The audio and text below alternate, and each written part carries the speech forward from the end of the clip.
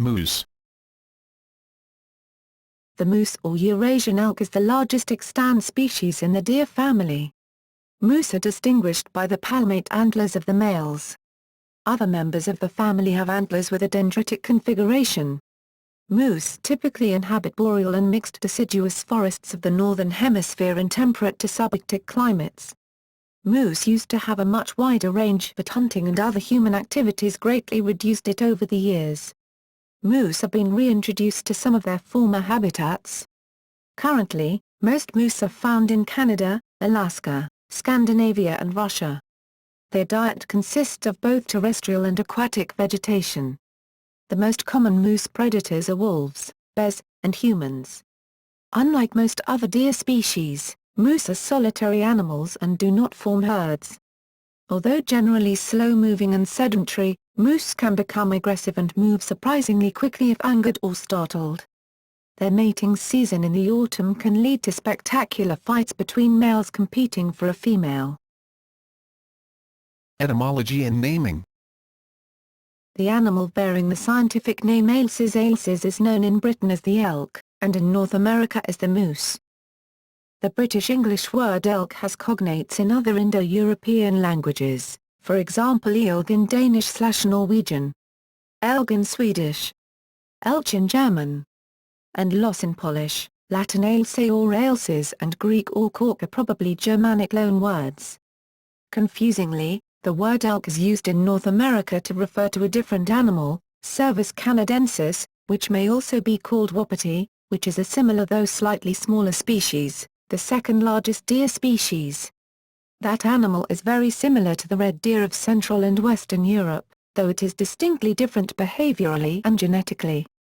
Presumably, early European explorers in North America called the Cervus species elk, because of his size and, as people coming from the British Isles, they would have had no opportunity to see the difference between a member of the genus Cervus and an animal fitting the description of ailses back in Europe, absent there during the 17th and 18th centuries. In other words, this large animal, Ailses ailses, is always called a moose in North America but usually called an elk in British English. That same word elk, as used by a North American, means a completely different and only somewhat related animal, Cervus canadensis, wapiti. Most speakers of British English tend to be unfamiliar with Cervus canadensis and use only the scientific, Latin name to refer specifically to it. It is impossible to know whether a speaker means Cervus canadensis or a moose when they say the word elk unless context or knowledge of the speaker offer clues to the style of English they are using. The word moose first entered English by 1606, and is borrowed from Algonquian languages, compare the Narragansett moose and Eastern Abenaki moose. According to early sources, these were likely derived from moose-u, meaning he strips off, and possibly involved forms from multiple languages mutually reinforcing one another. The Proto-Algonquian form was mosuan. A mature male moose is referred to as a bull. A mature female moose is a cow. And an immature moose of either sex is a calf. Habitat, range, and distribution. North America. After expanding for most of the 20th century, the moose population of North America has been in steep decline since the 1990s. Populations expanded greatly with improved habitat and protection, but for unknown reasons, the moose population is declining rapidly. In North America, the moose range includes almost all of Canada, excluding the Arctic and Vancouver Island, most of Alaska, northern New England and upstate New York, the Upper Rocky Mountains, northern Minnesota, Michigan's Upper Peninsula, and Isle Royale in Lake Superior. This massive range, containing diverse habitats, contains 4 of the 6 North American subspecies. In the west, moose populations extend well north into Canada, British Columbia and Alberta, and more isolated groups have been verified as far south as the mountains of Utah and Colorado and as far west as the Lake Wenatchee area of the Washington Cascades. The range includes Wyoming, Montana, Idaho, and smaller areas of Washington and Oregon. In 1978, a few breeding pairs were reintroduced in western Colorado, and the state's moose population is now more than 1,000. In northeastern North America, the eastern moose's history is very well documented. Moose meat was often a staple in the diet of Native Americans going back centuries, and it is a tribe that occupied present-day coastal Rhode Island that gave this deer its distinctive name in American English. The Native Americans often used moose hides for leather and its meat as an ingredient in pemmican, a type of dried jerky used as a source of sustenance in winter or on long journeys. Eastern tribes also valued moose leather as a source for moccasins and other decorations. The historical range of the subspecies extended from well into Quebec, the Maritimes, and eastern Ontario south to include all of New England, finally ending in the very northeastern tip of Pennsylvania in the west, cutting off somewhere near the mouth of the Hudson River in the east.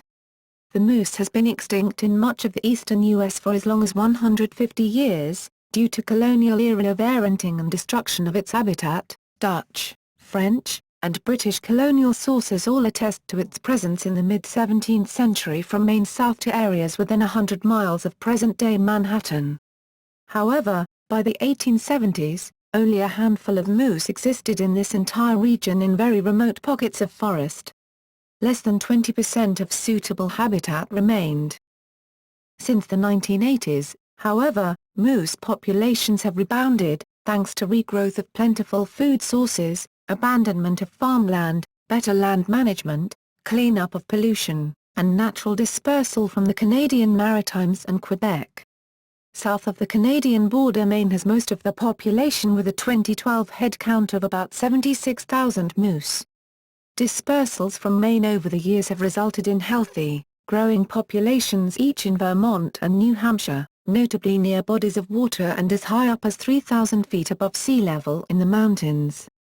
In turn, dispersals from northern New England have resulted in a growing population of roughly 1,000 plus moose in Massachusetts, where it has been absent since the early 18th century. Moose re-established populations in eastern New York and Connecticut and appeared headed south towards the Catskill Mountains, a former habitat. In the Midwest U.S., moose are primarily limited to the upper Great Lakes region, but strays, primarily immature males, have been found as far south as eastern Iowa. For unknown reasons, the moose population is declining rapidly in the Midwest. Moose were successfully introduced on Newfoundland in 1878 and 1904, where they are now the dominant ungulate, and somewhat less successfully on Anticosti Island in the Gulf of St. Lawrence. Decline in population.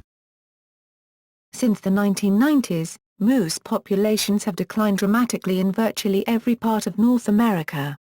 The exact cause of the die-off is not determined, but appears to be a combination of factors, from change in habitat and heat stress caused by global warming, liver flukes, brain worms, unregulated hunting, the reintroduction of wolves, and moose winter tick infestations.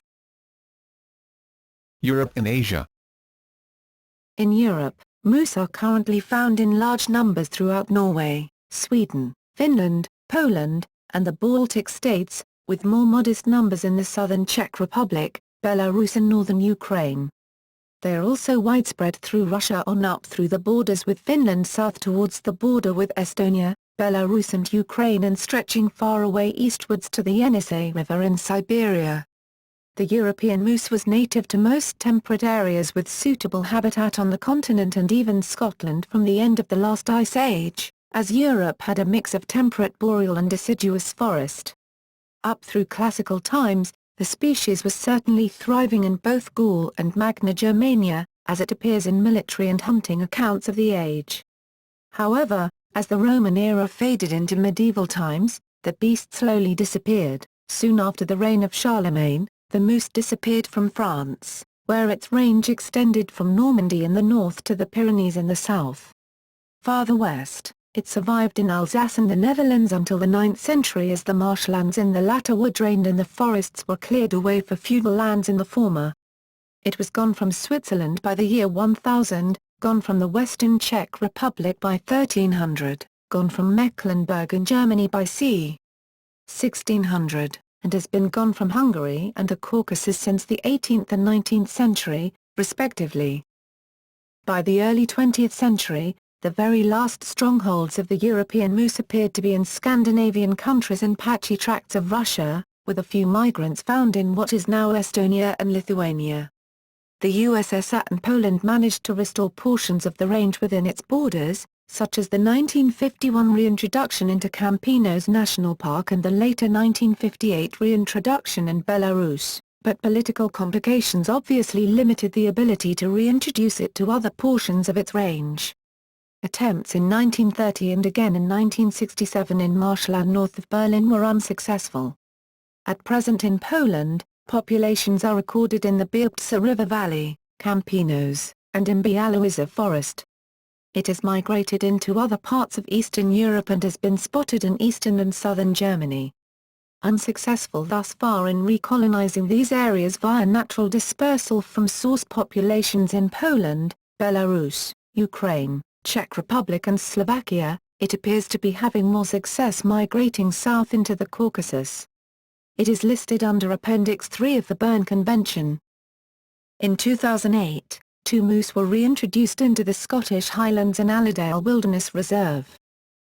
The East Asian moose populations confine themselves mostly to the territory of the Russian Federation, with much smaller populations in Mongolia and northeastern China. Moose populations are relatively stable in Siberia and increasing on the Kamchatka Peninsula. In Mongolia and China, where poaching took a great toll on moose, forcing them to near extinction, they are protected, but enforcement of the policy is weak and demand for traditional medicines derived from deer parts is high. In 1978, the Regional Hunting Department transported 45 young moose to the center of Kamchatka. These moose were brought from Chukotka, home to the largest moose on the planet. Kamchatka now regularly is responsible for the largest trophy moose shot around the world each season. As it is a fertile environment for moose, with a milder climate, less snow, and an abundance of food, moose quickly bred and settled along the valley of the Kamchatka River and many surrounding regions. The population in the past 20 years has risen to over 2,900 animals.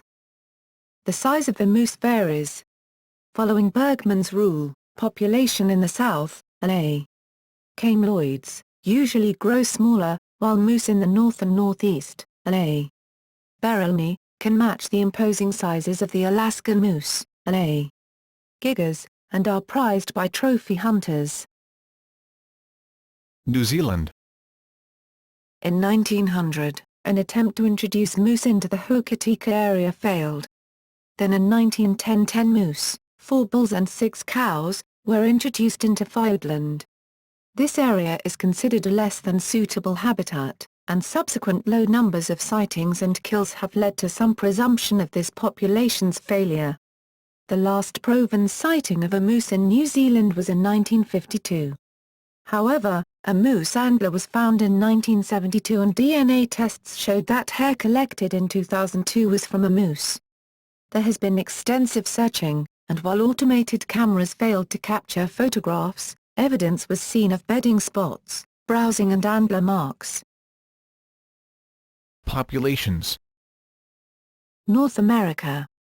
In Canada, there are an estimated 500,000 to 1 million moose, with 150,000 in Newfoundland in 2007 descended from just 4 that were introduced in the 1900s. In the United States, probably around 300,000, as follows. Alaska, the state's Department of Fish and Game estimated 200,000 in 2011. Northeast, a wildlife ecologist estimated 50,000 in New York State and New England in 2007, with expansion expected. Rocky Mountain states, Wyoming is said to have the largest share in its 6-state region, and its Fish and Game Commission estimated 7,692 in 2009. Upper Midwest, Michigan estimated 433, in its Upper Peninsula, in 2011, Wisconsin Department of Natural Resources 20 to 40, close to its UP border with Michigan, in 2003, Minnesota, 5,600 in its northeast in 2010, and under 100 in its northwest in 2009. North Dakota closed, due to low moose population, one of its moose hunting, geographic, units in 2011, and issued 162 single-kill licenses to hunters, each restricted to one of the remaining 9 units. Alaska, the state's Department of Fish and Game estimated 200,000 in 2011. Northeast, a wildlife ecologist estimated 50,000 in New York State and New England in 2007, with expansion expected. Rocky Mountain states, Wyoming is said to have the largest share in its 6-state region, and its Fish and Game Commission estimated 7,692 in 2009. Upper Midwest, Michigan estimated 433, in its Upper Peninsula. In 2011, Wisconsin Department of Natural Resources 20 to 40, close to its UP border with Michigan. In 2003, Minnesota, 5,600 in its northeast in 2010, and under 100 in its northwest in 2009. North Dakota closed, due to low moose population, one of its moose hunting, geographic, units in 2011, and issued 162 single-kill licenses to hunters, each restricted to one of the remaining 9 units. Europe and Asia. Finland, in 2009, there was a summer population of 115,000 moose. Norway, in 2007, there were some 120,000 moose. Estonia, 13,260 individuals. Poland, 2,800 individuals. Czech Republic, maximum of 50 animals. Russia, in 2008, there were approximately 730,000 moose. Sweden, summer population is estimated to be 300,000 to 400,000 moose. Around 100,000 are shot each fall. Subspecies. Biology and behavior. Diet. The moose is a herbivore and is capable of consuming many types of plant or fruit. The average adult moose needs to consume 9,770 kilocalories, 40.9 megajoules, per day to maintain its body weight. Much of a moose's energy is derived from terrestrial vegetation, mainly consisting of forbs and other non-grasses, and fresh shoots from trees such as willow and birch. These plants are rather low in sodium, and moose generally need to consume a good quantity of aquatic plants. While much lower in energy, these plants provide the moose with its sodium requirements, and as much as half of their diet usually consists of aquatic plant life. In winter, moose are often drawn to roadways, to lick salt that is used as a snow and ice melter. A typical moose, weighing 360 kilograms, 790 pounds, can eat up to 32 kilograms, 71 pounds, of food per day. Moose lack upper front teeth, but have 8 sharp incisors on the lower jaw. They also have a tough tongue, lips and gums, which aid in the eating of woody vegetation. Moose have 6 pairs of large, flat molars and, ahead of those, 6 pairs of premolars, to grind up their food. A moose's upper lip is very sensitive, to help distinguish between fresh shoots and harder twigs, and the lip is prehensile, for grasping their food. In the summer, moose may use this prehensile lip for grabbing branches and pulling, stripping the entire branch of leaves in a single mouthful, or for pulling forbs, like dandelions, or aquatic plants up by the base, roots and all. A moose's diet often depends on its location, but they seem to prefer the new growths from deciduous trees such as white birch, trembling aspen and striped maple, among many others. Many aquatic plants include lilies and pondweed. Moose are excellent swimmers and are known to wade into water to eat aquatic plants. In non-polar regions this trait serves a second purpose in cooling down the moose on summer days and ridding itself of black flies. Moose are thus attracted to marshes and river banks during warmer months as both provide suitable vegetation to eat and water to wet themselves in. Moose have been known to dive underwater to reach plants on lake bottoms, and the complex snout may assist the moose in this type of feeding. Moose are the only deer that are capable of feeding underwater. Antlers. Bull moose have antlers like other members of the deer family. Cows select mates based on antler size. Bull moose use dominant displays of antlers to discourage competition and will spar or fight rivals. The size and growth rate of antlers is determined by diet and age. Symmetry reflects health. The male's antlers grow as cylindrical beams projecting on each side of the head at right angles to the midline of the skull, and then fork. The lower prong of this fork may be either simple, or divided into 2 or 3 tines, with some flattening. Moose antlers are broad and palmate, flat, with tines, points, along the outer edge. The antlers of mature Alaskan adult bull moose, 5 to 12 years old, have a normal maximum spread greater than 200 cm, 79 in. By the age of 13, moose antlers decline in size and symmetry. The widest spread recorded was 210 cm, 83 in, across. An Alaskan moose also holds the record for the heaviest weight at 36 kg, 79 pounds. Antler beam diameter, not the number of tines, indicates age. In North America moose, A. americanus, antlers are usually larger than those of Eurasian moose and have 2 lobes on each side, like a butterfly. Eurasian moose antlers resemble a seashell, with a single lobe on each side. In the North Siberian moose, A. bidfordii, the posterior division of the main fork divides into 3 tines, with no distinct flattening. In the common moose, A.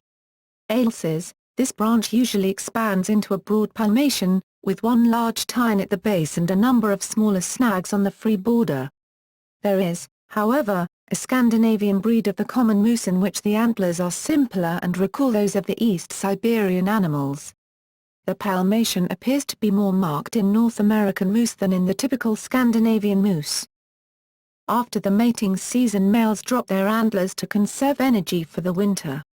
A new set of antlers will then regrow in the spring. Antlers take 3 to 5 months to fully develop, making them one of the fastest growing animal organs. Antler growth is nourished by an extensive system of blood vessels in the skin covering, which contains numerous hair follicles that give it a velvet texture. This requires intense grazing on a highly nutritious diet. By September the velvet is removed by rubbing and thrashing, which changes the color of the antlers. Immature bulls may not shed their antlers for the winter, but retain them until the following spring. Birds, carnivores and rodents eat dropped antlers as they are full of protein, and moose themselves will eat antler velvet for the nutrients. If a bull moose is castrated either by accidental or chemical means, he will quickly shed his current set of antlers and then immediately begin to grow a new set of misshapen and deformed antlers that he will wear the rest of his life without ever shedding again. The distinctive-looking appendages, often referred to as devil's antlers, are the source of several myths and legends among many groups of Inuit as well as several other tribes of indigenous peoples of North America. In extremely rare circumstances, a cow moose may grow antlers. This is usually attributed to a hormone imbalance. Size and weight. On average, an adult moose stands 1.4-2.1 m, 4.6 to 6.9 feet, high at the shoulder, which is more than a foot higher than the next largest deer on average, the elk. Males, or bulls, weigh 380 to 700 kilograms, 840 to 1,540 pounds, and females, or cows, typically weigh 200 to 360 kilograms, 440 to 790 pounds. The head and body length is 2.4 to 3.2 meters, 7.9 to 10.5 feet, with a vestigial tail adding only a further 5 to 12 centimeters, 2.0-4.7 in. The largest of all the races is the Alaskan subspecies, A. gigas, which can stand over 2.1 m, 7 feet, at the shoulder, has a span across the antlers of 1.8 m, 6 feet, and averages 634.5 kilograms, 1,396 pounds, in males and 478 kilograms, 1,052 pounds, in females. Typically, however, the antlers of a mature bull are between 1.2 m, 3.9 feet, and 1.5 m, 4.9 feet. The largest confirmed size for this species was a bull shot at the Yukon River in September 1897 that weighed 820 kilograms, 1,800 pounds, and measured 2.33 m, 7.6 feet, high at the shoulder. There have been reported cases of even larger moose, including a bull that reportedly scaled 1,180 kilograms, 2,600 pounds, but none are authenticated and may not be considered reliable. Behind only the bison, the moose is the second largest land animal in both North America and Europe. Social structure and reproduction. Moose are mostly diurnal. They are generally solitary with the strongest bonds between mother and calf. Although moose rarely gather in groups, there may be several in close proximity during the mating season. Mating occurs in September and October. The males are polygamous and will seek several females to breed with. During this time both sexes will call to each other. Males produce heavy grunting sounds that can be heard from up to 500 meters away, while females produce wail-like sounds. Males will fight for access to females. They either assess which is larger, with the smaller bull retreating, or they may engage in battles, usually only involving the antlers. Female moose have an 8-month gestation period, usually bearing one calf, or twins if food is plentiful, in May or June. Newborn moose have fur with a reddish hue in contrast to the brown appearance of an adult. The young will stay with the mother until just before the next young are born. The lifespan of an average moose is about 15 to 25 years. Aggression. Moose are not usually aggressive towards humans, but can be provoked or frightened to behave with aggression. In terms of raw numbers, they attack more people than bears and wolves combined, but usually with only minor consequences. In the Americas, moose injure more people than any other wild mammal and, worldwide, only hippopotamuses injure more. When harassed or startled by people or in the presence of a dog, moose may charge.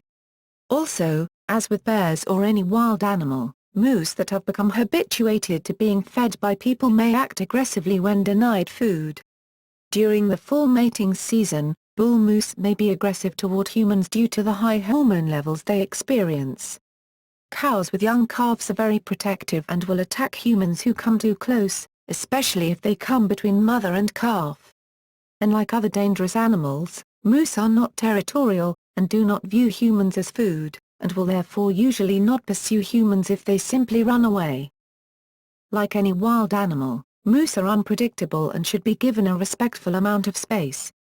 They are most likely to attack if annoyed or harassed, or if their personal space has been encroached upon. Moose that have been harassed may vent their anger on unwary victims, and often do not make distinctions between their tormentors and innocent passers-by. Moose are very limber animals with highly flexible joints and sharp, pointed hooves, and are capable of kicking with both front and back legs. Unlike other large, hooved mammals, such as horses, moose can kick in all directions including sideways. Therefore, there is no safe side from which to approach. However, moose often give warning signs prior to attacking, displaying their aggression by means of body language. The maintaining of eye contact is usually the first sign of aggression, while laid-back ears or a lowered head is a definite sign of agitation. If the hairs on the back of the moose's neck and shoulders, hackles, stand up, a charge is usually imminent. The Anchorage Visitor Centers warn tourists that a moose with its hackles raised is a thing to fear. Studies suggest that the calls made by female moose during the rut not only call the males but can actually induce a bull to invade another bull's harem and fight for control of it. This in turn means that the cow moose has at least a small degree of control over which bulls she mates with. Moose often show aggression to other animals as well, especially predators. Bears are common predators of moose calves and, rarely, adults. Alaskan moose have been reported to successfully fend off attacks from black bears, brown bears and grizzlies. Moose have been known to stomp attacking wolves, which makes them less preferred as prey to the wolves. Moose are fully capable of killing bears and wolves. A moose of either sex that is confronted by danger may let out a loud roar, more resembling that of a predator than a prey animal. European moose are often more aggressive than North American moose, such as the moose in Sweden, which often become very agitated at the sight of a predator. However, like all ungulates known to attack predators, the more aggressive individuals are always darker in color. Natural predators. A full-grown moose has few enemies, but a pack of wolves can still pose a threat, especially to females with calves. Siberian tigers and brown bear are also known to prey on moose, although bears are more likely to take over a wolf kill or to take young moose than to hunt adult moose on their own. American black bears and cougars can be significant predators of moose calves in May and June and can, in rare instances, predate adults, mainly cows. Wolverine are most likely to eat moose as carrion but have killed moose, including adults, when the large ungulates are weakened by harsh winter conditions. Killer whales are the moose's only known marine predator, as they have been known to prey on them when swimming between islands out of North America's northwest coast. In some areas, moose are the primary source of food for wolves. Moose usually flee upon detecting wolves.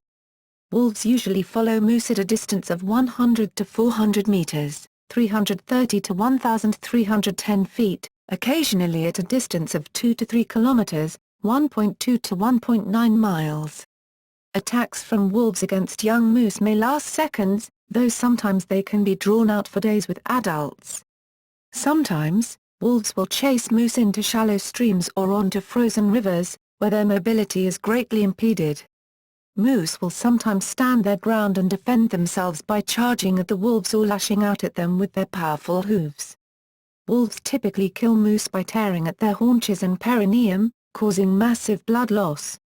Occasionally, a wolf may immobilize a moose by biting its sensitive nose, the pain of which can paralyze a moose. Wolf packs primarily target calves and elderly animals, but can and will take healthy, adult moose. Moose between the ages of 2 and 8 are seldom killed by wolves. Though moose are usually hunted by packs, there are cases in which single wolves have successfully killed healthy, fully grown moose. Research into moose predation suggests that their response to perceived threats is learned rather than instinctual. In practical terms, this means moose are more vulnerable in areas where wolf or bear populations were decimated in the past but are now rebounding.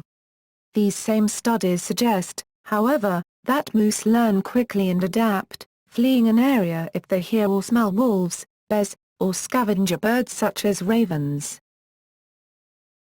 Relationship with humans. History. European rock drawings and cave paintings reveal that moose have been hunted since the Stone Age. Excavations in Alby, Sweden, adjacent to the Stora Alvaret have yielded moose antlers in wooden hut remains from 6000 BCE, indicating some of the earliest moose hunting in northern Europe. In northern Scandinavia one can still find remains of trapping pits used for hunting moose. These pits, which can be up to 4x7 m wide and 2 m deep, would have been camouflaged with branches and leaves. They would have had steep sides lined with planks, making it impossible for the moose to escape once it fell in. The pits are normally found in large groups, crossing the moose's regular paths and stretching over several kilometers. Remains of wooden fences designed to guide the animals toward the pits have been found in bogs and peat. In Norway, an early example of these trapping devices has been dated to around 3700 BC. Trapping elk in pits is an extremely effective hunting method, and as early as the 16th century the Norwegian government tried to restrict their use. Nevertheless, the method was in use until the 19th century. The earliest recorded description of the moose is in Julius Caesar's Commentaria de Bello Gallico, where it is described thus. In Book 8, Chapter 16 of Pliny the Elder's Natural History from 77 AD, the elk and an animal called eclis, which is presumably the same animal, are described thus. As food. Moose are hunted as a game species in many of the countries where they are found. Moose meat tastes, wrote Henry David Thoreau in the Maine Woods, like tender beef, with perhaps more flavor. Sometimes like veal. While the flesh has protein levels similar to those of other comparable red meats, for example beef, deer and elk, it has a low fat content, and the fat that is present consists of a higher proportion of polyunsaturated fats rather than saturated fats. Cadmium levels are high in Finnish elk liver and kidneys, with the result that consumption of these organs from elk more than 1 year old is prohibited in Finland. Cadmium intake has been found to be elevated amongst all consumers of elk meat, though the elk meat was found to contribute only slightly to the daily cadmium intake. However, the consumption of moose liver or kidneys significantly increased cadmium intake, with the study revealing that heavy consumers of moose organs have a relatively narrow safety margin below the levels which would probably cause adverse health effects. Dr. Valerius Geist, who emigrated to Canada from the Soviet Union, wrote in his 1999 book Moose, Behavior, Ecology, Conservation.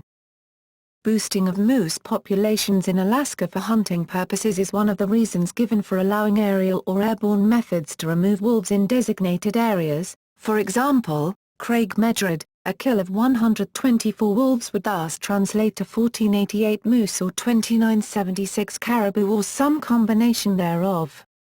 Many scientists believe that this artificial inflation of game populations is actually detrimental to both caribou and moose populations as well as the ecosystem as a whole. This is because studies have shown that when these game populations are artificially boosted, it leads to both habitat destruction and a crash in these populations. Vehicle collisions. A moose's body structure, with a large heavy body suspended on long spindly legs, makes these animals particularly dangerous when hit by passenger cars with low ground clearances.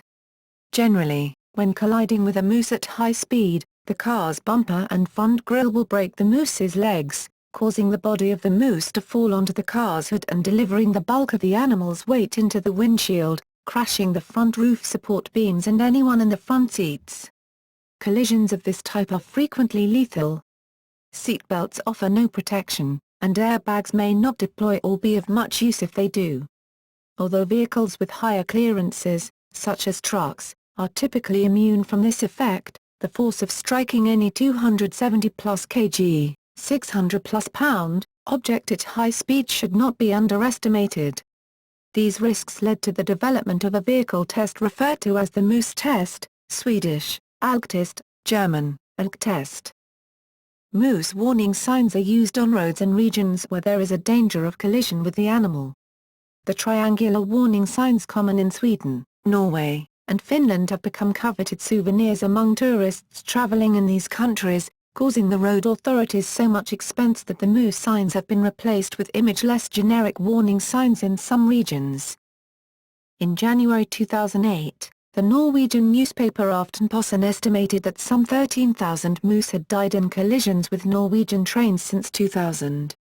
The state agency in charge of railroad infrastructure, Jernbaneverket, plans to spend 80 million Norwegian kroner to reduce collision rate in the future by fencing the railways, clearing vegetation from near the tracks, and providing alternative snow-free feeding places for the animals elsewhere.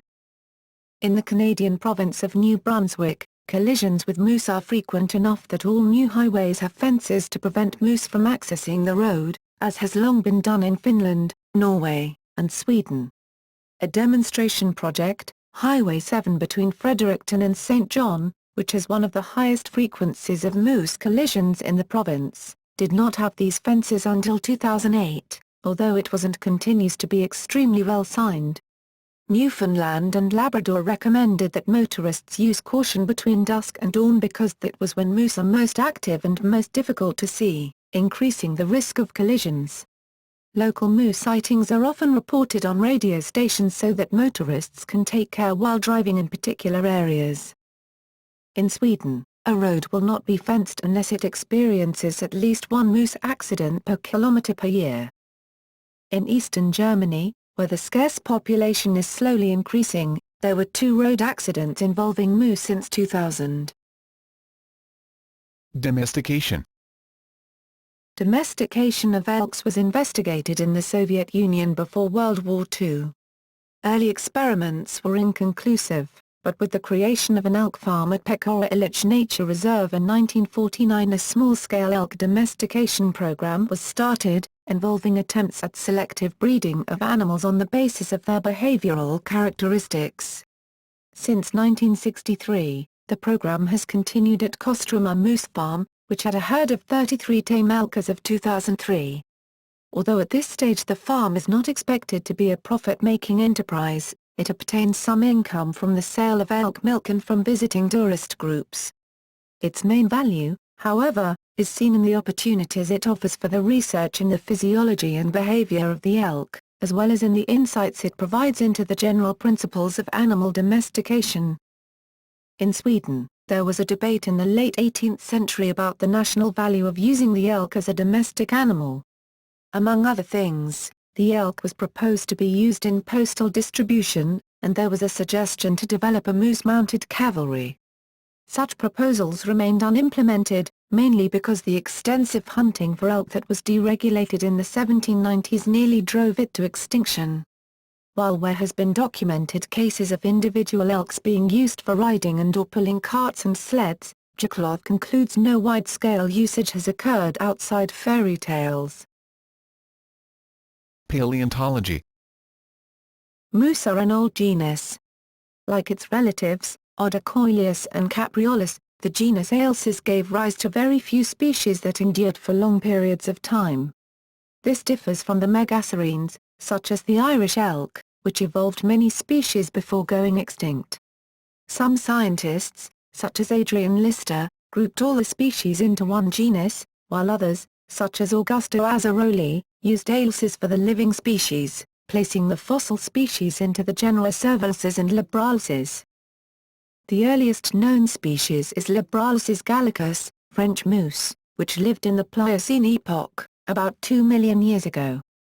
Libralsis gallicus came from the warm savannas of Pliocene Europe, with the best preserved skeletons being found in southern France. L. gallicus was 1.25 times larger than the Alaskan moose in linear dimensions, making it nearly twice as massive.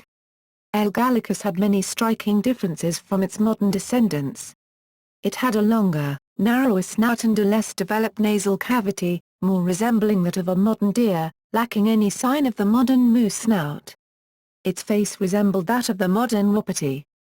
However, the rest of its skull structure, skeletal structure and teeth bore strong resemblance to those features that are unmistakable in modern moose, indicating a similar diet. Its antlers consisted of a horizontal bar 2-1/2 meters long, with no tines, ending in small palmations. Its skull and neck structure suggest an animal that fought using high-speed impacts, much like the Dall sheep, rather than locking and twisting antlers the way modern moose combat. Their long legs and bone structure suggest an animal that was adapted to running at high speeds over rough terrain. Libralsis existed until the Middle Pleistocene epoch and were followed briefly by a species called Cervalsis canutorum. The main differences between the two consisted of shortening of the horizontal bar in the antlers and broadening of the palmations, indicating a likely change from open plains to more forested environments, and skeletal changes that suggest an adaptation to marshy environments. Cervalsis canutorum was soon followed by a much larger species called Cervalsis latifrons, broad-fronted stag moose. The Pleistocene epoch was a time of gigantism, in which most species were much larger than their descendants of today, including exceptionally large lions, hippopotamuses, mammoths, and deer. Many fossils of Cervalsis latifrons have been found in Siberia, dating from about 1.2 to 0.5 million years ago. This is most likely the time at which the species migrated from the Eurasian continent to North America. Like its descendants, it inhabited mostly northern latitudes, and was probably well adapted to the cold. Cervalsis latifrons was the largest deer known to have ever existed, standing more than 2.1 meters tall at the shoulders. This is bigger than even the Irish elk, moose, which was 1.8 meters tall at the shoulders. Its antlers were smaller than the Irish elk's, but comparable in size to those of Libralsis gallicus. However, the antlers had a shorter horizontal bar and larger palmations, more resembling those of a modern moose. Ailsis, the modern moose, appeared during the late Pleistocene epoch. The species arrived in North America at the end of the Pleistocene and coexisted with a late surviving variety or relative of Cervalsis latifrons, which Azzaroli classified as a separate species called Cervalsis scotti, or the American stag moose.